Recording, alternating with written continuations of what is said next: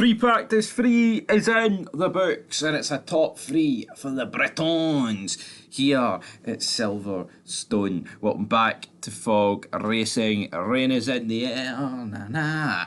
It is, because it looks like it's going to rain today, and it's going to rain tomorrow. And I think once upon a time in F1, rain was an equal playing field. And I'm not saying it doesn't, it can't produce like freak results, but it's more due to the accidents rather than like someone performing brilliance in a lower car. Like if you actually look at the gap in the field here between George Russell in first down to the bottom, you're looking at 4.2 seconds in the dry.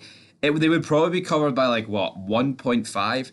Is it any actual surprise that the top 7 in this session is Russell, Hamilton, Norris, Sainz, Verstappen, Leclerc, Piastri? No, I get it. If it was dry, it would probably be a very similar top 7. It would be. But what I think is, this weekend, Hulkenberg looks really good. The Aston Martins look much improved. And we've seen recently with Alpine, they've been, in the practice sessions and in the quality, they've been able to, get in amongst the bottom regions of that, top 7, 8 drivers. But in the wet, the gap just gets so much more bigger, and I think it's a myth. I think it's turned into a myth about this whole gimmick that the wet brings the grid closer. I don't think it does. I think in the wet, you actually see these fucking humongous gaps. You've seen it in Canada. The top drivers in the top cars are able just to pull massive gaps, but yeah, is what it is. And what's that down to? What I would say that's down to as well is the fact we only really ever go racing in intermediate conditions. You actually see in Canada, Haas risked it on the wets for the first 9 laps and with the quickest car on track.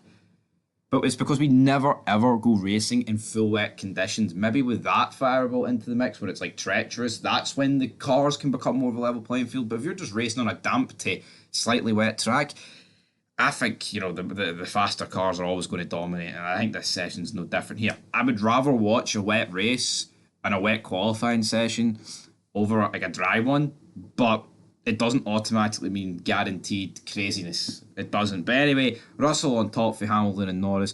Red Bull just don't look that good here. Normally when it's wet, Max dominates. He's 8/10 off. The top. Mercedes look good in the wet. Norris, I thought, was pretty much nailed on if it stayed dry. But let me tell you something, it's not going to stay dry. Pierre Gasly also spun off early in the session. But that's where we're going to leave this video. That's it for your free practice, free recap. Till next time. Peace.